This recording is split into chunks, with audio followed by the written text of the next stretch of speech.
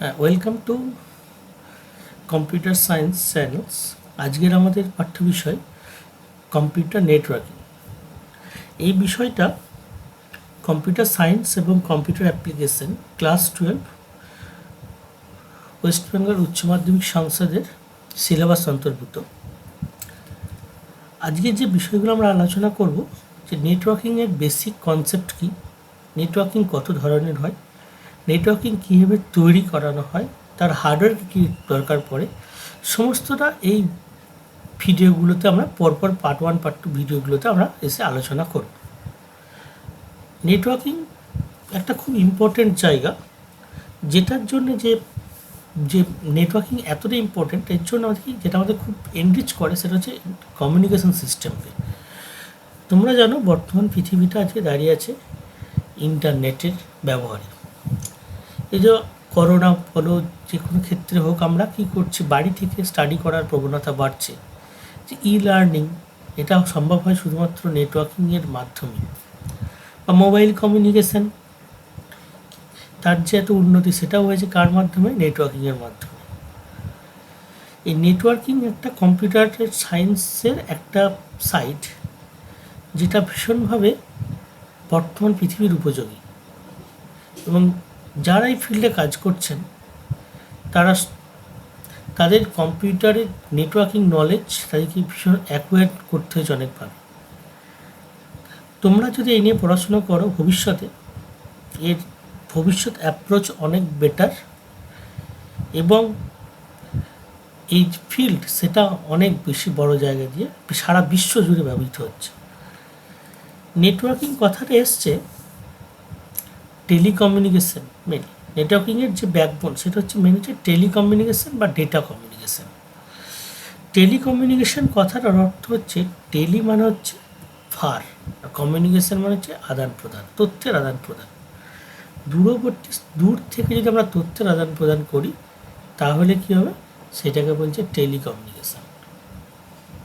আর টেলিকমিউনিকেশনের মধ্যে যেটা যায়, যে তথ্যগুলো যায়, সেগুলোকে আমরা বলি ডেটা। তাই কি অপরভাবে আমরা ডেটা কমিউনিকেশনও বলি। ডেটাগুলো কী কী?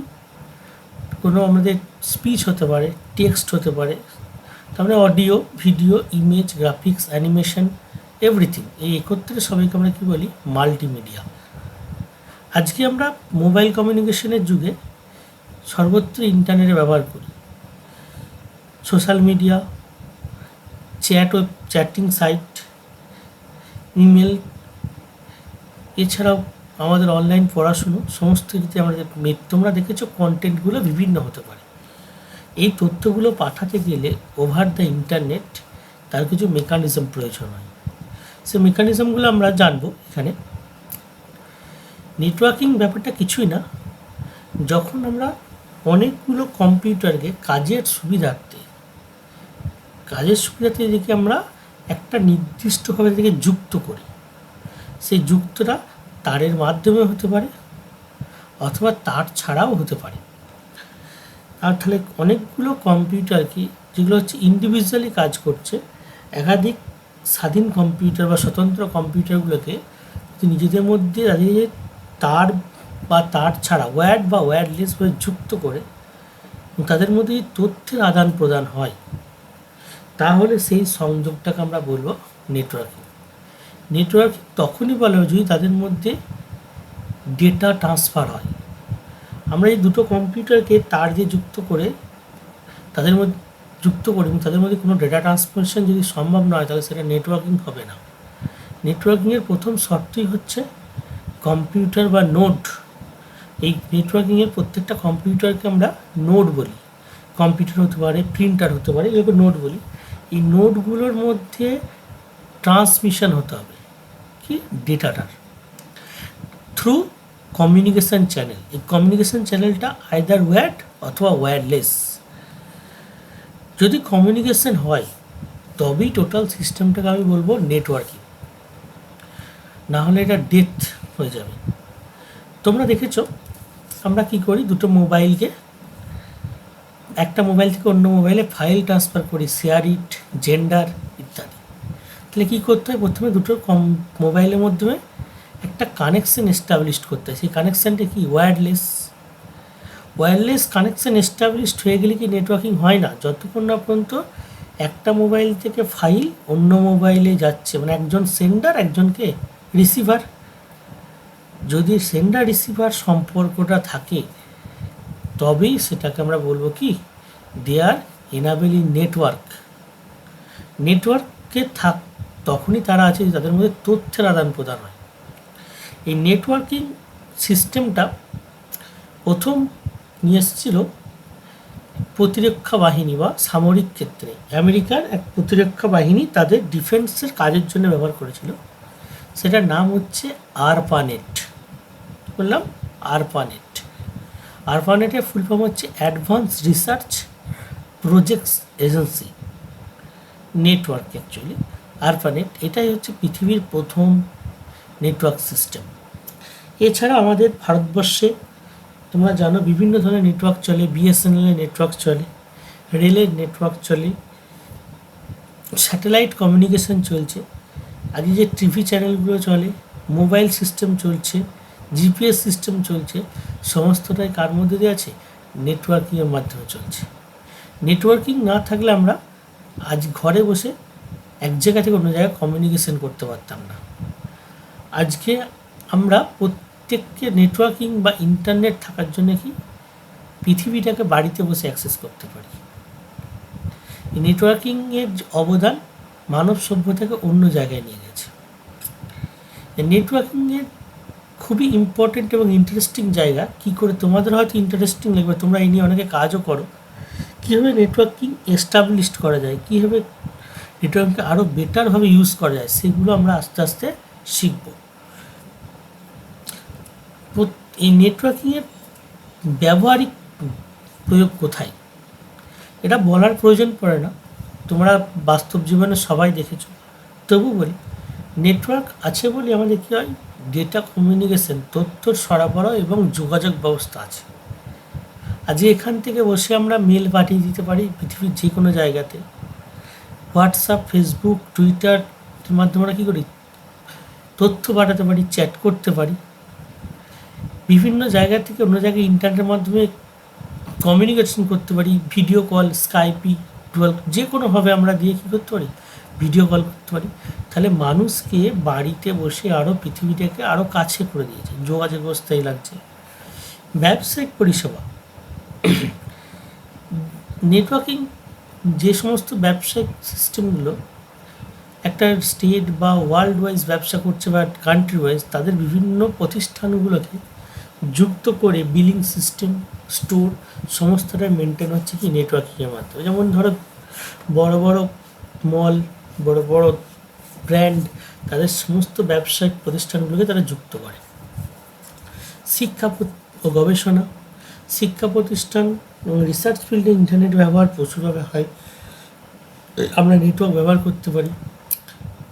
বিনোদন সংস্কৃতি, আমরা দেখছি কীভাবে শিক্ষা ব্যবস্থাতে ই লার্নিং হচ্ছে, ইন্টারনেট থেকে তথ্য পাচ্ছি। বিনোদন সংস্কৃতি কি, আমরা বিভিন্ন চ্যানেল, ইউটিউব, কালচারাল প্রোগ্রাম দেখি। প্রশাসনিক ব্যবস্থায় আজকে নেটওয়ার্কিংয়ের জন্য কি ই গভর্নেন্স সিস্টেম, আমাদের কি হচ্ছে, ভারতবর্ষ হোক, পৃথিবীর দেশ হোক, যে কোনো যেখান থেকে বসে বিভিন্ন তাদের অ্যাডমিনিস্ট্রেশন লোকদের সাথে ভিডিও কনফারেন্স করা হচ্ছে, তাদের সাথে কথা বলা হচ্ছে, তার সাথে কানেক্ট করা হচ্ছে। প্রকাশনা, বিভিন্ন পাবলিশার্স, বই শোনা ঘরে বসে আমরা কী করতে পারি, জার্নাল পাবলিকেশনস করতে পারি। ব্যাংকিং ব্যবস্থা, তোমরা দেখেছো এখন core banking system, internet banking system, বাড়িতে বসে আমরা টাকা আদান, তারপরে আমাদের পেমেন্ট ইউপিআই সিস্টেমগুলো সমস্তগুলো ইন্টারনেট। ট্রাফিক কন্ট্রোল, বড় বড় শহরে, মেট্রোপলিটন, কলকাতা, মুম্বাই, চেন্নাই এরকম জায়গাগুলোতে, নিউ ইয়র্ক, এইরকম জায়গাগুলোতে ট্রাফিক কন্ট্রোলিং সিস্টেমটা শুধুমাত্র নেটওয়ার্কিং। প্রতিরক্ষা ব্যবস্থায়, ডিফেন্সের বিভিন্ন জায়গাতে কোনো সিগন্যালিং পাঠানোর জন্যে ব্যবহার করা হয়। এছাড়া তো আরও অনেক জায়গা আছে, যেমন ধরো আমাদের rail, air traffic control, television, প্রত্যেকটা জায়গাতে আমাদের কী করা হচ্ছে, ইন্টারনেট ব্যবহার হচ্ছে বা নেটওয়ার্কিং আমরা ব্যবহার করি। সুবিধা কী, নেটওয়ার্কের একটা সুবিধা হচ্ছে কি, সুবিধা অসুবিধাগুলো যদি আমরা আলোচনা করি, আমরা একটা নেটওয়ার্ক যদি ব্যবহার করি তাহলে কী হয়, একই হার্ডওয়্যার বা একই সফটওয়্যার সবাই মিলে ব্যবহার করতে পারে। ধরো তোমার একটা আমাদের কোনো স্কুলের অফিস বা কোনো ব্যাঙ্কিং অফিস 10টা কম্পিউটার আছে, কিন্তু প্রিন্টার একটা হলেই নেট হবে। 10টা প্রিন্টারকে 10টা মেশিনকে যদি নেটওয়ার্কের মাধ্যমে প্রিন্টারে যোগ করি, তাহলে 10টা মেশিন থেকেই যে কোনোভাবে প্রিন্ট দেওয়া যাবে। নাহলে কিন্তু 10টা মেশিনের জন্য 10টা প্রিন্টার ব্যবহার করতে হতো। ব্যাঙ্কিং সিস্টেমের সফটওয়্যারগুলো যেমন এসবিআই, বড় বড় ইউবিআই, যে কোনো ব্যাংকের যে সফটওয়্যারগুলো একটা মেশিনে লোড করে বাকি টার্মিনাল মেশিনগুলো থেকে অ্যাক্সেস করা যায়। নাহলে কী হতো, প্রত্যেকটা মেশিনে সফটওয়্যার ইনস্টলেশন করতে এবং তাদের ইনস্টলেশন কস্ট, মেনটেন্যান্সটাও বেড়ে যেত। তারপর হচ্ছে কেন্দ্রীয় তথ্য সঞ্চয়, সেন্ট্রাল স্টোরেজ। নেটওয়ার্কিংয়ে কী হয়, ডেটাগুলো যেহেতু নেটওয়ার্কের মাধ্যমে সমস্ত কম্পিউটার যুক্ত থাকে এবং সেখানে কি একটা কম্পিউটার থাকে যেটা বাকিগুলোকে মেনটেন করে, সেই কম্পিউটার আমরা সময় সার্ভার বলি বা সেন্ট্রাল কম্পিউটার বলি। এর ফলে কি সমস্ত তথ্য একটা জায়গায় এসে স্টোর থাকে। তারপরে তথ্যের যে শেয়ারিংটা, ফাইলগুলো যে আমরা শেয়ার করতে পারি, একটা ধরো একটা নোড 1 কোনো তথ্য স্টোর করলো, সেই তথ্যটাই নোড 7 বা নোড 8 ইউজ করতে পারবে। এবং তথ্যগুলো কি থাকবে, সুরক্ষিত অবস্থায় থাকবে, কারণ সেই তথ্যগুলোর একটা জায়গাতে কমিউনিকেশন একটা সিকিউরিটি লেভেল দেওয়া থাকে। তার ফলে কী হয়, ব্যবহার হয় নির্ভরযোগ্যতা। এটা মানে হচ্ছে আমরা যে তথ্যগুলোকে রাখি সেগুলোকে যে পাঠাচ্ছি অন্য জায়গা থেকে এক জায়গা, যেহেতু কমিউনিকেশনের মাধ্যমে আমরা পাঠানো যায়, যে নেটওয়ার্কটা যদি এস্টাবলিশ থাকে, তাহলে কী ভাববো আমরা, যে নিশ্চয়ই ডেটাটা একদম ইন্টেন্ডেড রিসিভারে গিয়ে পৌঁছাবে। তারপরে হচ্ছে ফ্লেক্সিবিলিটি বা নমনীয়তা। এটা মানে হচ্ছে ডেটাগুলোকে যখন আমরা পাঠাই, ডেটাগুলোকে নেটওয়ার্কিংয়ে পাঠানো এরকম নয় তুমি যে কোনো সময় যে কোনো প্রয়োজনে পাঠাতে পারবে। কিন্তু বাস্তবিক ক্ষেত্রে কী হতো, আমাকে দিনের অফিস টাইমে কাজ করতে হতো, অন্য টাইমে, কিন্তু আমরা সেটা করি না। নেটওয়ার্কিং বা ইন্টারনেট ব্যাঙ্কিং বা ইন্টারনেট সিস্টেম থাকার জন্য অনলাইন যদি আমরা কিছু কিনি বা ইন্টারনেট, আমরা যখন খুশি যখন নিজের মতো টাইম করে করতে পারি। Low cost. নেটওয়ার্কিংয়ের ফলে কী হয়, আমরা বাড়িতে বসে সমস্ত কিছু করতে পারি বলে, বা কমিউনিকেশন সিস্টেমটা বাড়ানো যার জন্য খরচাটাও কমে যায়। যোগাযোগের গতি তো বললাম, আমরা যে কোনো সময় খুব তাড়াতাড়ি এক জায়গা থেকে অন্য জায়গায় তথ্য পাঠাতে পারি। ব্যাকআপ, নেটওয়ার্কিংয়ের সুবিধা হচ্ছে ব্যাকআপ নিতে পারি কোনো অফিসে বা যে কোনো ক্ষেত্রে। যদি কোনো সিঙ্গেল মেশিনে কিছু সমস্যা হয়, তাহলে আমরা সেন্ট্রাল মেশিনে অন্য জায়গা থেকে ব্যবস্থা নিতে পারি। আর খুব সহজেই আমরা নেটওয়ার্ককে বৃদ্ধি করতে পারি, স্কেলেবিলিটি বলে এটা। অসুবিধা বলতে গেলে প্রাথমিক ইনস্টলেশন চার্জ অনেক বেশি। মানে নেটওয়ার্ক এস্টাবলিশ করতে গেলে তার জন্য computer, router, switch, communication cable, আরও অনেক হার্ডওয়্যারস এবং সফটওয়্যার আমাদের কিনতে হয়। সেন্ট্রাল কম্পিউটারটা অন্যরকম থাকে, সার্ভার যেটাকে বলে। তার ফলে একটা প্রথম দিকে ইনস্টলেশন সেট আপ খরচাটা অনেক বেশি হয়ে যায়। 2 নম্বরটি কমপ্লেক্সিটি। যেহেতু অনেকগুলো মেশিন একটা মেশিনের দ্বারা কানেক্টেড এবং তাদের কানেক্ট করতে হয় অন্যভাবে, তোমরা শুনেছো আইপি অ্যাড্রেস। এর ফলে কী হয়, যারা মেকানিজম না জানে, যদি নেটওয়ার্কিং সিস্টেমটা না বোঝে, তাহলে কোনো মেশিনের কোনো ফল্ট বা খোলে বা কিছু হলে সেটাকে খুব সহজে আমরা ট্র্যাক করতে পারি না। বা এই জন্য এটাকে বলা হয় নিয়ন্ত্রণ হারানো, মানে যে মানে দুটো পয়েন্ট একই। মানে যদি কোনো একটা মেশিন বা কিছু খারাপ হয়, তাহলে সেই মেশিনটা কেন খারাপ হয়েছে, কোথায় গেছে, আমরা ট্র্যাক করতে পারি না। আর যে ভাইরাস বা ম্যালেরিয়া, আপনি জানো ইন্টারনেটে আজকে একটা প্রবলেম হচ্ছে ভাইরাস অ্যাটাক, হ্যাকিং। আমাদের বিভিন্ন তথ্যগুলো ভাইরাস বা ম্যালওয়্যারের মাধ্যমে কেউ হ্যাক হওয়ার একটা সম্ভাবনা থাকে।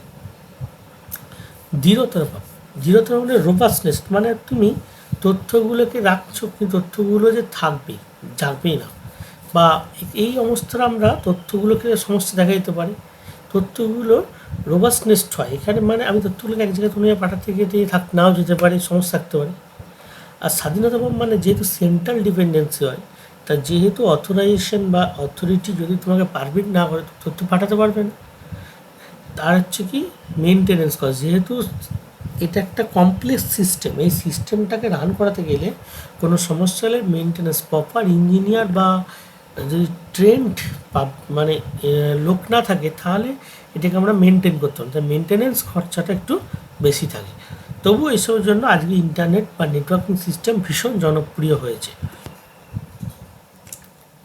এরপর যেটা আমরা আলোচনা করবো আজকে সেটা হচ্ছে নেটওয়ার্কের প্রকারভেদ, টাইপস অফ নেটওয়ার্ক। আমরা যে নেটওয়ার্কগুলোকে দেখি সেগুলোর মধ্যে সাধারণত তাদের বিস্তৃতি বা প্রসার অনুসারে কয়েকটা ভাগে ভাগ করা যায়। তাদের মধ্যে অন্যতম হলো LAN, local area network.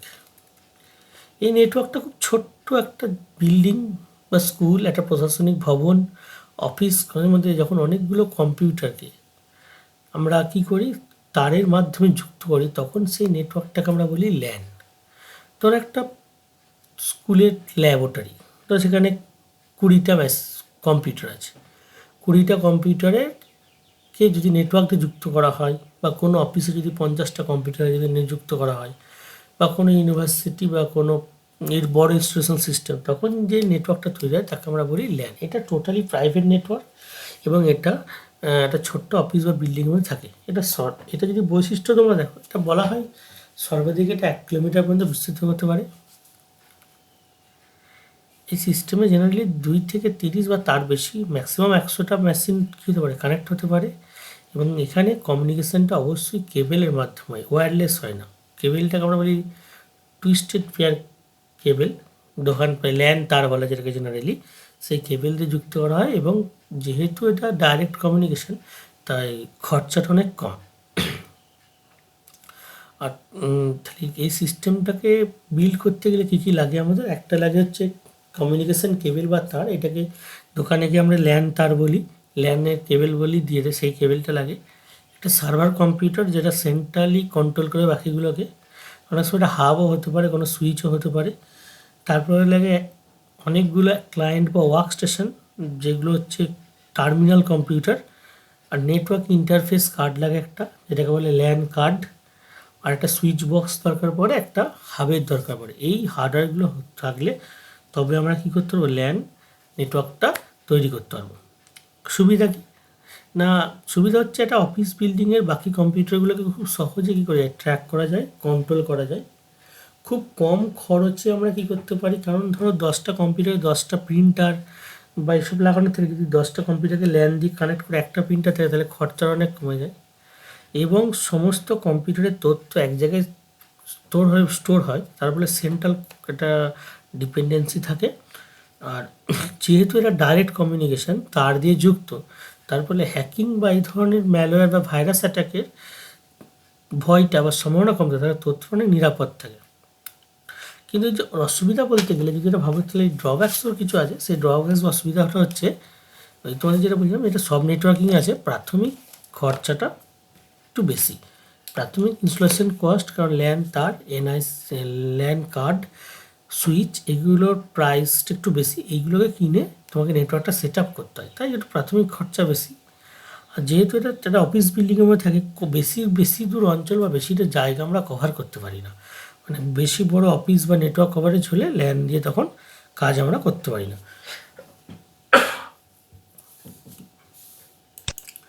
Next হচ্ছে ম্যান কথাটার অর্থ হচ্ছে মেট্রোপলিটন এরিয়া নেটওয়ার্ক। এটা সাধারণত কোনো শহর, বড় শহর বা মিউনিসিপ্যালিটি এলাকা, এরকম জায়গাতে যে নেটওয়ার্কটা থাকে তাদেরকে আমরা ম্যান বলি। সাধারণত একটা নেটওয়ার্ক হচ্ছে যেমন কেবল টিভি নেটওয়ার্ক, যেমন যারা শহর বা শহরতলির মধ্যে কেবল টিভি নেটওয়ার্ক, এটা অনেকগুলো বাড়ি, প্রায় কয়েক হাজার বাড়িকে কানেক্ট করে, তাহলে এটা কী হচ্ছে ম্যান। এছাড়া ধরো বড় শহর কলকাতা, আসানসোল, শিলিগুড়ি এরকম শহরগুলোতে যে ট্রাফিক কন্ট্রোল সিস্টেমের যে নেটওয়ার্ক কত দূর, কয়েক কিলোমিটার যে বিস্তৃত থাকে, তাগুলোকে আমরা কী বলি, ম্যান। এইগুলো হচ্ছে একটা মেট্রোপলিটন শহরের ক্ষেত্রে কাজে লাগে, বা একটা শহরের মধ্যে অফিস যদি থাকে অনেকগুলো, তাদের কানেক্ট করতে লাগে। এই সিস্টেমগুলো সর্বোচ্চ 10 কিলোমিটার পর্যন্ত বিস্তৃত হতে পারে। এবং এরা যেগুলো দিয়ে যুক্ত হয়, এখানে তোমাদেরকে পরে পড়বো 3 রকম তার ব্যবহার হয়। একটা হচ্ছে টুইস্টেড পেয়ার, একটা ফাইবার অপটিক্স, আর একটা কোএক্সিয়াল কেবল। এই ম্যানের নোডগুলো বা কম্পিউটারগুলো কানেক্টেড হয় ফাইবার অপটিক্স বা কোএক্সিয়াল কেবল দিয়ে। কোএক্সিয়াল কেবল তোমরা দেখেছো বাড়ির টিভির কমিউনিকেশনের জন্য যে তারটা ব্যবহার করা হয় সেটা হচ্ছে কোয়েক্সিয়াল কেবল। এছাড়া কিছু রাউটার, ইথারনেট, ল্যান, অ্যান্টেনা এগুলো ব্যবহার প্রয়োজন পড়ে। এর সুবিধা বলতে গেলে এটা যেহেতু ল্যানের থেকে বেশি দূর বিস্তৃত, তাহলে আমরা খুব অফিস বা অন্য কাজের জন্য অনেকটা জায়গা কভার করতে পারি, এটার সুবিধা। আর যেহেতু ফাইবার অপটিক্স ইউজ করা হয়, ফাইবার অপটিক্স ভীষণ হাই স্পিড ডেটা ক্যারিয়ার, তার ফলে কী হয়, তথ্যের আদান প্রদানটা প্রচণ্ড স্পিডে হয় ল্যানের থেকেও। ডেটা কমিউনিকেশানটা খুব ফাস্ট হয়। আর খরচ অসুবিধা বলতে গেলে ইনস্টলেশন চার্জ সবারই বেশি থাকে, খরচ অপেক্ষিত অনেক বেশি ল্যানের থেকে। কারণ হচ্ছে এই ফাইবার অপটিক্স যদি কোনো ফল্ট হয় বা কেটে যায়, ফাইবার অপটিক্সের অনেক দাম, এবং এইগুলোকে মেনটেন করা প্রপার ইঞ্জিনিয়ার এবং এর দক্ষ লোকের প্রয়োজন পড়ে। তাদের কস্ট অনেক বেশি, ওই জন্য মেনটেনেন্স কস্ট অনেক বেশি পড়ে যায়। আর যেহেতু অনেকটা জায়গা জুড়ে কভার করে, তার ফলে কী হয়, একটা তথ্য হ্যাক হওয়া বা চুরি হওয়া, নেটওয়ার্ক ব্রেক করে যাওয়া, এই চান্সগুলো থেকে যায় এখানে। নেক্সট হচ্ছে ওয়ান মানে হচ্ছে ওয়াইড এরিয়া নেটওয়ার্ক, মানে বিশ্বব্যাপী যে নেটওয়ার্কটা ছড়িয়ে আছে। একটা দেশ, এক দেশ থেকে অন্য দেশ, এক প্রদেশ থেকে প্রদেশ, বা একটা দেশের মধ্যে, একটা রাজ্যের মধ্যে থাকে, তখন সেটাকে আমরা বলছি ওয়ান। সাধারণত আমাদের ইন্টারনেট ব্যবস্থা হচ্ছে ওয়ানের মধ্যে পড়ে। WWW নাম শুরু হচ্ছে ওয়ার্ল্ড ওয়াইড ওয়েব, এটা হচ্ছে একটা ওয়ানের পার্ট। ওয়ান টেলিকমিউনিকেশন সিস্টেম, এটা ওয়ানের মধ্যে পড়ে। হ্যাঁ, টেলিকমিউনিকেশন সিস্টেম, ইন্টারনেট সিস্টেম, এটা সারা বিশ্বকে কর্তৃকারক করে, এবং এগুলোর এই ব্যাকবোন তৈরি হয় থাকে ফাইবার অপটিক্স দিয়ে। এটা অনেক সময় স্যাটেলাইট কমিউনিকেশনও হয়।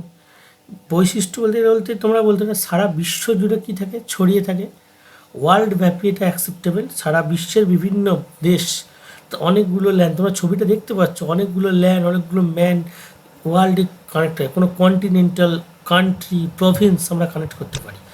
এই ওয়ানের ক্ষেত্রে যে ব্যাকবোন বা যে নেটওয়ার্কটা তৈরি হয়, সেটা শুধুমাত্র হয় ফাইবার অপটিক্স হবে না, বা অপটিক্যাল ফাইবার যেটাকে বলে, অথবা স্যাটেলাইট কমিউনিকেশন তৈরি হয়। তো যেহেতু লং ডিস্টেন্স কভার করে এবং ট্রাফিক বেশি থাকে, তাই ডেটা কমিউনিকেশন স্পিড একটু কম থাকে। আর এটাকে তৈরি করতে গেলে রাউটার, গেটওয়ে ইত্যাদি ব্যবহৃত করা হয়। সুবিধা হচ্ছে যেহেতু বিশ্বব্যাপী কমিউনিকেশনের ফ্যাসিলিটি পাওয়া যায়। আমরা এক দেশ থেকে অন্য, কিছু কিছু কোম্পানি, বিজনেস বা এডুকেশন সিস্টেম এক দেশ থেকে অন্য দেশের তথ্য আদান প্রদান প্রয়োজন পড়ে, তখন আমাদের ল্যানের বা ম্যান দিয়ে সেগুলো পসিবল হয় না, সেগুলো ওয়ান ছাড়া হয় না। আজকে আমরা WWW ইউজ করি, টোটালটাই দাঁড়িয়ে আছে কার ওপর, ওয়ানের ওপর। ভৌগোলিক বাধা, আমরা যে এক দেশ থেকে অন্য দেশ যেতে পারি না, কিন্তু সেই দেশে তুমি ধরো পড়াশুনো করতে যাও অন্য ইউনিভার্সিটির, কিন্তু তোমার পক্ষে যাওয়া সম্ভব নয়, তুমি এখান থেকে বসে শুধুমাত্র ইন্টারনেটের মাধ্যমে সেই ইউনিভার্সিটির পড়াশুনোর কিছু তথ্য নিতে পারবে। কমিউনিকেশন খরচ কম মানে যেহেতু ওয়ার্ল্ড ওয়াইজ অ্যাকসেপ্টেবল, তাহলে এক দেশ থেকে অন্য দেশে যে এবার তথ্য পাঠাতে গেলে, তারা ধরো চিঠি পাঠাতে হবে আমেরিকাতে, সেটা যা খরচা পড়বে, তুমি মেলটা খুব কম, কোনো খরচাই লাগবে না, খুব সহজেই পাঠিয়ে দিতে পারবে। এবার অসুবিধা বলতে গেলে, যেহেতু এটা ওয়ার্ল্ড ওয়াইজ স্ট্রাকচারটা গঠন হয়, এই স্ট্রাকচারটা স্যাটেলাইট কমিউনিকেশন থাকে, ব্যাকবোন অনেক সময় ফাইবার অপটিক্স, সমুদ্রের তলাতেও ফাইবার অপটিক্স থাকে, এগুলো অনেক সময় ব্রেক করে গেলে, ফাইবার অপটিক্সগুলো ব্রেক করে গেলে, বা স্যাটেলাইট কমিউনিকেশন স্যাটেলাইট ড্যামেজ হয়ে গেলে, তাহলে কিন্তু সেগুলোকে মেনটেন্যান্স খরচা অনেক বেশি, এবং এটাকে কন্টিনিউয়াস এবং এটাকে প্রপারলি রান করতে গেলে সবসময় এর উপর একটা মেনটেন্যান্স চলে এই সিস্টেমটা। এবং যেহেতু এটা ওয়ার্ল্ড ওয়াইজ অ্যাকসেপ্টেবল, তাই যে কোনোভাবে তথ্য চুরি হওয়ার হাইলি একটা চান্স থাকে, যেহেতু সারা বিশ্ব এটাকে ব্যবহার করে, যে কোনো বিশ্ব থেকে, যে কোনো প্রান্ত থেকে হ্যাকাররা তথ্য কী করতে পারে, চুরি করতে পারে। এবং এই স্ট্রাকচারটা অনেক কমপ্লেক্স। এই তিনটে নেটওয়ার্ক হচ্ছে আমাদের অ্যাকর্ডিং টু বিস্তৃতি হিসেবে হয় ল্যান, ম্যান, ওয়ান। আর একটা নেটওয়ার্ক থাকে ছোটোর মধ্যে, যেটাকে আমরা বলি প্যান, পার্সোনাল এরিয়া নেটওয়ার্ক। সেটা যেভাবে ব্লুটুথ ডিভাইস বা ওয়্যারলেস বা হটস্পট দিয়ে কানেক্টেড হয়। আমরা দুটো ল্যাপটপকে বা দুটো মোবাইলকে পাশে কমিউনিকেট করি হটস্পট বা ব্লুটুথ দিয়ে, তখন যে সিস্টেমটা, নেটওয়ার্কটা তৈরি হয়, সেটাকে আমরা বলি pan, private area network. Next আমাদের টপিক হচ্ছে এই যে ল্যান, ম্যান, ওয়ান, এই তিনটে সিস্টেমের যে ডেটাগুলো কমিউনিকেশন হয়, ডেটাগুলো কমিউনিকেশনের একটা টাইপ আছে, যেটাকে বলে মোডস অফ কমিউনিকেশন বা মোডস অফ ডেটা কমিউনিকেশন। এই কমিউনিকেশনগুলোকে আমরা তিন ভাগে ভাগ করি। একটা হচ্ছে সিমপ্লেক্স মোড। সিমপ্লেক্স মোডে কী হয়, তথ্যের যে ইনফরমেশন বা ডেটাটা শুধুমাত্র একদিকেই যায়, অনলি সেন্ডার টু রিসিভার, একমুখী। এটা কখনোই উভমুখী হবে না, মানে ডেটাটা সবসময় একদিকেই যাবে, সেন্ডার থেকে রিসিভারের দিকে। সেই কমিউনিকেশনটাকে আমরা বলি সিমপ্লেক্স মোড। যেমন কিবোর্ড থেকে মনিটর বা সিপিইউ, কিবোর্ড থেকে কিবোর্ডে কি প্রেস করলে আমাদের কোথায় চলে যাবে, সিপিইউ অ্যাকসেপ্ট করবে সিগন্যালটাকে। তা সেটা কী ধরনের সিস্টেম, সিমপ্লেক্স। কিন্তু সিপিইউ থেকে কোনো তথ্য কিবোর্ডে আসে। আবার রিমোট, টিভি এবং রিমোট, আমরা রিমোটে কিছু ক্লিক করলে টিভির চ্যানেল, টিভিটাকে অ্যাক্সেস করতে পারি। তাহলে কি, এটা সবসময় ওয়ান ওয়ে কমিউনিকেশান। এটা অ্যাকচুয়ালি ওয়ান ওয়ে রাস্তার মতো, একদিকেই হয়। এইটাকে বলি আমরা কি, সিমপ্লেক্স। নেক্সট হচ্ছে half duplex mode. Half duplex মোডে কমিউনিকেশন বলতে গেলে এটা হয় কি, এটা bidirectional but not at a time. মানে এখানে তথ্যের আদান প্রদানটা উভমুখী, কিন্তু একই সঙ্গে নয়। মানে এটা ডবল এ কমিউনিকেশন, কিন্তু রাস্তাটা হচ্ছে সিঙ্গেল লেন। মানে তুমি একসাথে দুদিকেই কমিউনিকেশান হবে না, হয় এ থেকে বি যাবে, না হলে বি থেকে এ যাবে। ছবিতে তাই দেখানো হচ্ছে, দেখো, যখন এ থেকে বি কমিউনিকেশান হবে তখন এ হবে সেন্ডার, বি হবে রিসিভার। ঠিক যখন এই কমিউনিকেশানটা বন্ধ হবে তখন বি থেকে এ যাবে, তখন বি হবে সেন্ডার, এ হবে রিসিভার। তাহলে এখানে এই কমিউনিকেশানটা কেমন, ওয়াকি টকি। যে ডিফেন্স বা রেলওয়ে সিস্টেম বা বিভিন্ন জায়গাতে পুলিশ বা অন্য জায়গাতে ব্যবহার করে ওয়াকি টকি, তোমরা দেখেছো। ওয়াকি টকি সিস্টেমটা কি, হাফ ডুপ্লেক্স। মানে এক প্রান্তে বলা শেষ হলে তবে নেক্সট প্রান্তে বলতে পারে, দুদিক থেকে কথা বলতে পারে না। মানে ওভার বলা হয় না, ওভার কথাটা বলে তারপর অপর দিকে কমিউনিকেশনটা শেষ করা হয়। পুশ টু টক সিস্টেম, এইগুলো সব হচ্ছে হাফ ডুপ্লেক্স। আর ফুল ডুপ্লেক্স কমিউনিকেশনটা হচ্ছে আর কি ইন্টারনেট বা মোবাইল কমিউনিকেশান। মানে এটা উভমুখী কমিউনিকেশান এবং একসঙ্গে, মানে এ বি দুজনেই একই সাথে একই দিক থেকে কথা বলতে বা কমিউনিকেট করতে পারবে। যেমন আমাদের মোবাইল ফোনে কথা বলি, দুদিক থেকে একসাথে কথা বলা যায়। এই কমিউনিকেশানগুলোকে বলে ফুল ডুপ্লেক্স। মানে এ ও বি তথ্য প্রেরণ দুদিক থেকে হবে, একই সাথে এ প্রেরকও হতে পারে, গ্রাহক হতে পারে, এ যখন পাঠাবে আবার বি প্রেরকও হতে পারে, গ্রাহক হতে পারে। এই সিস্টেমটাকে বলা হয় ফুল ডুপ্লেক্স। ফুল ডুপ্লেক্স মোডে একই সাথে কমিউনিকেশন, মোবাইল কমিউনিকেশন, ইন্টারনেট, এগুলো সব এই মোডের মধ্যে পড়ে। নেক্সট আমাদের টপিক, কমিউনিকেশন যে করি আমরা, এতক্ষণ ধরে বলছি ডেটা বা তথ্যর আদান প্রদান হয়। তথ্যগুলো কমিউনিকেশন চ্যানেল, ফাইবার অপটিক্স হোক, কোয়েক্সেল কেবল হোক, ওয়্যারলেস হোক, এর মাধ্যমে যায় কী করে। তুমি একটা ভিডিও পাঠাচ্ছ, একটা অডিও পাঠাচ্ছ হোয়াটসঅ্যাপে, সেটা যাচ্ছে কী করে বাই দ্য এয়ার। সেটা যেতে গেলে কী করা হয়, ভিডিও বা অডিওগুলোকে এনকোডিং করানো হয়। এনকোডিং করানো মানে হচ্ছে তাদেরকে ভিডিও বা অডিও বা টেক্সট ফরম্যাট থেকে তাদেরকে সিগনালে কনভার্ট করা হয়। আর সিগনালে কনভার্ট করলে তবেই সেটা আমরা কি কমিউনিকেশান চ্যানেল দিয়ে ট্রান্সমিট করতে পারি। এই সিগনালে যখন কনভার্ট করা হয় নেটওয়ার্ক, তাহলে সিগনালিংটা কি, ইলেকট্রিক্যাল সিগনাল। এই সিগনালগুলো দু রকম হয়, একটা হচ্ছে অ্যানালগ সিগনাল আর একটা হচ্ছে ডিজিটাল সিগনাল। যখন অ্যানালগ সিগন্যালের মাধ্যমে কমিউনিকেশন করা হয় তখন সেটাকে বলা হয় অ্যানালগ কমিউনিকেশন। আর যখন ডিজিটাল সিগন্যালের মাধ্যমে কমিউনিকেশন করা হয় তখন সেটাকে আমরা বলি ডিজিটাল কমিউনিকেশন। এই অ্যানালগ কমিউনিকেশন করতে গেলে অ্যানালগ সিগন্যাল সম্বন্ধে জানতে হবে। অ্যানালগ সিগন্যাল হলো এক ধরনের তড়িৎচুম্বকীয় তরঙ্গযুক্ত একটা কন্টিনিউয়াস সিগন্যাল।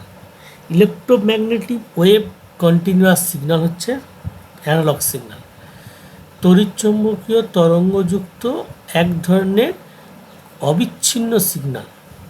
তোমরা দেখতে পাচ্ছ এই ছবিটা, এখানে এই বলেছি এখানে এই সিগন্যালগুলোকে সাইন ওয়েভ কার্ভ দ্বারা রিপ্রেজেন্ট করা হয়। দেখতে পাচ্ছ এখানে অ্যানালগ সিগন্যালের ছবি দেওয়া হয়েছে, একটা সাইন ওয়েভ কার্ভ। এই কার্ভ যারা সায়েন্সে পড়ো, ফিজিক্সে, তারা জানবে সাইন ওয়েভ কার্ভ, এই কার্ভটাকে আমরা বলি সাইন ওয়েভ। এই সাইন ওয়েভ কার্ভ দ্বারা রিপ্রেজেন্ট করা হয়। এই দুটো ডাইমেনশন থাকে, একটা হচ্ছে টাইম আর এটা ভ্যালু বা অ্যাম্পলিচিউড। সেই জন্য এখানে কী হয়, এই সিগন্যালগুলোকে রিপ্রেজেন্ট করা হয় টাইম ওয়েভ কোয়ান্টিটি এবং টাইম ভ্যারিং ফিচার্স দিয়ে, দুজনে দিয়ে আমরা এখানে ব্যবস্থা করতে পারি। এই সিগন্যালগুলো কন্টিনিউয়াস, এগুলো একটা নির্দিষ্ট ফ্লো আকারে বেরিয়ে যায়, এদের মধ্যে কোনো ডিসকন্টিনিউটি ব্যাপার থাকে না। এই অ্যানালগ সিগন্যাল কমিউনিকেশনের কিছু সিগন্যালগুলোর কিছু বৈশিষ্ট্য আছে। অ্যানালগ সিগন্যালকে আমরা রিপ্রেজেন্ট করি কিছু ফিচার্স বা বৈশিষ্ট্য দিয়ে, সেগুলোর মধ্যে হচ্ছে একটা হচ্ছে অ্যাম্পলিচিউড বা বিস্তার। অ্যাম্পলিচিউড বা বিস্তার হলো সিগন্যালটার সর্বোচ্চ এবং সর্বনিম্ন পয়েন্টের দূরত্ব। দেখো এই যে ঢেউ খেলানো কার্ভগুলো রয়েছে ওপরের দিকে, এই যে আমি এখানে মাউস পাচ্ছি, এইটা হচ্ছে সর্বোচ্চ আর এই নীল দাগটি সর্বনিম্ন। এদের যে ডিস্টেন্স, তার মানে এই পিকগুলোর মধ্যে যেটা হাইয়েস্ট পিক, সে হাইয়েস্ট পিকটাকে আমরা কী বলবো, অ্যাম্পলিচিউড। এগুলো সব একটা করে অ্যাম্পলিচিউড। এই ছবি দেখানো হয়েছে দেখো ডট দিয়ে, এটা ফেজ অ্যাম্পলিচিউড বলছে। আর টোটাল অ্যাম্পলিচিউড বলতে গেলে এইটা হচ্ছে লোয়েস্ট পয়েন্ট ডান দিকের ছবিটায়, আর এইটা হচ্ছে হাইয়েস্ট পয়েন্ট, এইটা হচ্ছে টোটাল অ্যাম্পলিচিউড। তাহলে এই ছবিটার ক্ষেত্রে দুদিকেই হাইয়েস্ট আর লোয়েস্ট পয়েন্ট সেম আছে। তাহলে এটা হচ্ছে একটা পিরিয়ডিক সিগন্যাল, তাই এর ক্ষেত্রে কি এর অ্যাম্পলিচিউডটা দুদিকেই সেম। আর এই ছবি দেখো অ্যাম্পলিচিউড দেখানো হয়েছে, এই K/2 যেটা আছে এটা হচ্ছে হাইয়েস্ট পয়েন্ট, আর এই 3π/2 আছে, 3π/2 এটা হচ্ছে কত, এটা হচ্ছে লোয়েস্ট। এই দুটোকে, এই ডিস্টেন্সটাকে আমরা কী বলছি, একটা অ্যাম্পলিচিউড। ফ্রিকোয়েন্সি জিনিসটা কি বা কম্পাঙ্ক না, 1 সেকেন্ডের মধ্যে যতগুলো এরকম নির্দিষ্ট প্যাটার্ন কমপ্লিট করে তখন সেটাকে আমরা বলি ফ্রিকোয়েন্সি। এটাকে ডিনোট করে F=1/T, frequency F for frequency, T for হচ্ছে টাইম পিরিয়ড বা পর্যায়কাল। যদি ধরো এই সাইন ওয়েভটাতে দেখো টাইম পিরিয়ডটা কত দিয়েছে, টাইম পিরিয়ড T লিখেছে, এখানের মধ্যে দেখো একটা প্যাটার্নই কমপ্লিট হয়েছে, কমপ্লিট 0 to 2π একটা প্যাটার্নই কমপ্লিট হয়েছে। তাহলে এই প্যাটার্নটাকে আমরা কি বলছি, এইটার ফ্রিকোয়েন্সি তাহলে কত বলো তো, 1, কারণ একটা টাইমে একটাই প্যাটার্ন তৈরি হয়েছে। যদি এখানে এরকম 3-4টে প্যাটার্ন তৈরি হয় তাহলে ফ্রিকোয়েন্সি হতো 3 বা 4। আর একটা হচ্ছে ফেজ বা দশা। যদি এখানে ফেজ বা দশা হচ্ছে সিগন্যালটা starting point according to origin, এই যে অরিজিনের সাপেক্ষে যেভাবে যেখান থেকে শুরু হচ্ছে, যেমন এই যে শুরু হচ্ছে এইটা বা এই ছবি, এগুলো এই দশা হচ্ছে 0 ডিগ্রি। এই দশাকে আমরা ডিগ্রি বা গ্র্যাডিয়ানে বা পাইতে রিপ্রেজেন্ট করি। এটা 0 যদি প্রথম অরিজিন থেকে শুরু হয় তাহলে 0 ডিগ্রি, যদি হাফ পরের থেকে শুরু তাহলে π/2, তারপরে থাকে π/3π/2, ঠিক আছে, আর 2π। এই চারটে দশা এখানে থাকে, 0 ডিগ্রি, 90 ডিগ্রি, 180 ডিগ্রি, 360 ডিগ্রি আমরা দশাতে দেখতে পাই। মানে স্টার্টিং পয়েন্টের যে অ্যাঙ্গেলটা তৈরি হয় সেইটাকে আমরা বলি এর দশা। এই অ্যানালগ সিগন্যালকে রিপ্রেজেন্ট করতে গেলে প্র্যাকটিক্যালি যে সিগন্যালগুলো অ্যানালগ সিগন্যাল বোঝায় সেগুলোর মধ্যে একটা হচ্ছে অ্যাম্পলিচিউড মডুলেশন। তোমরা অ্যানালগ সিগন্যালে দেখেছো রেডিওর ক্ষেত্রে যে সিগন্যালিংগুলো থাকে FM, AM, PM বলে। FM মানে হচ্ছে ফ্রিকোয়েন্সি মডুলেশন, AM মানে হচ্ছে অ্যাম্পলিচিউড মডুলেশন, আর PM মানে হচ্ছে ফেজ মডুলেশন। অ্যাম্পলিচিউড মডুলেশন মানে যেহেতু আমাদের বললাম 3টে জিনিস থাকে অ্যানালগ সিগন্যালে, অ্যাম্পলিচিউড, ফেজ আর ফ্রিকোয়েন্সি। অ্যাম্পলিচিউড মডুলেশনে অ্যাম্পলিচিউডটাকে চেঞ্জ করে সিগন্যালটা তৈরি করা হয়। ফেজ এবং ফেজ এবং ফ্রিকোয়েন্সি রিমেন কনস্ট্যান্ট থাকে। ঠিক একইভাবে ফ্রিকোয়েন্সি মডুলেশনে ফ্রিকোয়েন্সিটা চেঞ্জ করে তৈরি হয়, সেখানে অ্যাম্পলিচিউড এবং ফেজ দুটো কী থাকে, রিমেন কনস্ট্যান্ট থাকে। ঠিক ফেজ মডুলেশনে ফেজটা মডুলেট করে তৈরি হয়, বাকি দুটো অ্যাম্পলিচিউড এবং ফ্রিকোয়েন্সি কী থাকে, চেঞ্জ হয় না বা রিমেন কনস্ট্যান্ট থাকে। অ্যানালগ সিগন্যাল ব্যবহার করার সুবিধা কী হলো, এই কমিউনিকেশনটা বিশেষ সুবিধা আছে কি, এখানে যে তথ্যগুলো যায় এগুলো তথ্যগুলো খুব একটা চেঞ্জ হয় না বা সিগন্যালিং ফর্মটা ঠিক থাকে, তারপরে তথ্যের বিকৃতিটা কম হয়, তথ্যগুলোকে সঠিক উপস্থাপন করা যায় এবং এটার মাধ্যমে অডিও ভিডিও কমিউনিকেশন সুবিধা হয়। আগের যে আমাদের টেলিফোন সিস্টেম ছিল, টেলিফোন কমিউনিকেশন, ল্যান্ডলাইন, টোটালটাই ছিল অ্যানালগ কমিউনিকেশন। অ্যানালগ কমিউনিকেশন থাকে ব্যান্ডউইথ প্রয়োজনে, আর আমাদের ইন্টারনেট সিস্টেমটা অ্যানালগ থাকে কিন্তু বাবার আমাদের আসে ব্যান্ডউইথ ডিজিটাল, তাকে অ্যানালগে কনভার্ট করতে হয়। এই জন্য আমরা কী করি বলতো, মোডেম, এই মোডেমটার কাজ হচ্ছে মডুলেশন ডিমডুলেশন, যে ফলে সিগন্যালটা analog to digital, digital to analog conversation করতে হয়। আর অসুবিধা হচ্ছে অ্যানালগ কমিউনিকেশন যে সমস্যাটা নয়েজ তৈরি হয়, যেহেতু তারের মাধ্যমে যায় সিগন্যালটা সাইন ওয়েভ থেকে কন্টিনিউয়াস, বাইরে থেকে বিভিন্ন থার্মাল বলো বা noise impact, thermal impact, others heat impact, বিভিন্ন ধরনের নয়েজ তৈরি করা থাকে। আর একটা হচ্ছে ক্রস টক। ক্রস টক মানে একজনের কথা অন্য জায়গায়, একটা সেন্ডার মানে ইন্টেন্ডেন্ট রিসিভারের নাকি কথাটা অন্য জায়গায় চলে যেতে পারে, এটা অ্যানালগ সিগন্যালের সমস্যা থাকে। নেক্সট হচ্ছে ডিজিটাল সিগন্যাল। এই সিগন্যালিং সিস্টেমটা ইন্টারনেট ব্যবস্থার জন্য ভীষণ ইম্পর্ট্যান্ট। এই সিগন্যালে কী করা হয়, এখানে এটা একটা ডিসক্রিট প্যাটার্ন, নিরবিচ্ছিন্ন নয়, এটা একটা বিচ্ছিন্ন সিগন্যাল। এখানে কী করা হয়, এই সিগন্যালের মাধ্যমে আমরা কী হয় বাইনারিতে 0 1 এই বাইনারি ফরম্যাটে সিগন্যালগুলো বানায়। তোমরা দেখতে পাচ্ছ এই প্যাটার্নটা কন্টিনিউয়াস, 0 আর 1গুলোকে দেখানো হয়েছে। এখানে 0 দ্বারা হচ্ছে নিচেরগুলো 0 আর 1 মানে চুপে, তাহলে হাই ভোল্টেজটা হচ্ছে 1 আর লো ভোল্টেজটা হচ্ছে 0। এখানে ভোল্টেজ লেভেল প্রায় +5 ভোল্টের বেশি হয় না। তো এই সিগন্যালটার এটা একটা নির্দিষ্ট প্যাটার্ন ফলো করে তৈরি করা হয়েছে, সেটা এখানে বলছি। এই সিগন্যালগুলো তৈরি করার দুটো উপায়, একটা লাইন কোডিং, একটা হচ্ছে ব্লক কোডিং। লাইন কোডিংয়ের মধ্যে এনার্জেড, ম্যানচেস্টার, ডিফেন্স, এগুলো তোমরা পরে পড়বে যদি তোমরা কেউ কম্পিউটার সায়েন্স নিয়ে গ্র্যাজুয়েশন করো বা বিটেক পড়ো বা কম্পিউটার নিয়ে পড়াশোনা করো, তাহলে এগুলো পরে পাবে। আর কীভাবে তৈরি করে সিগন্যালটা সেখানে আমরা জানতে হবে। এই ডিজিটাল সিগন্যাল একটা কথা বলে রাখি, যেটা তোমরা খুব কথা মানে ইউজ করো টার্মটা, যে ডেটা স্পিড। আমরা বলি না এমবিপিএস, কেবিপিএস। এই ডিজিটাল সিগন্যালকে মেজারমেন্ট করা হয় বিপিএস দিয়ে, বিট পার সেকেন্ড। মানে 1 সেকেন্ডে যতগুলো বিট ট্রান্সমিশন, ধরো এই ছবিটাতে, এটা যদি 1 সেকেন্ডের একটা ছবি থাকে, সেখানে দেখো এখানে কটা বিট আছে, 8টা, তাহলে আমি বলতে পারবো 8 বিটস পার সেকেন্ড। মানে এটা 1 সেকেন্ডে 8টা বিট। ওই জন্য আমাদের মোবাইলের যে ইন্টারনেট যখন ইউজ করি তখন আমাদের নেটের স্পিড দেখায় বিটস পার সেকেন্ড, এমবিপি, এগুলো সব মানে হচ্ছে 1 সেকেন্ডে এতগুলো ডেটা 0101 ট্রান্সমিট হচ্ছে। এই এই ছবিটা যেটা তৈরি হয়েছে, এটা লাইন কোডিং সিস্টেমে তৈরি করা হয়েছে। তোমরা পরে পড়বে কী হচ্ছে।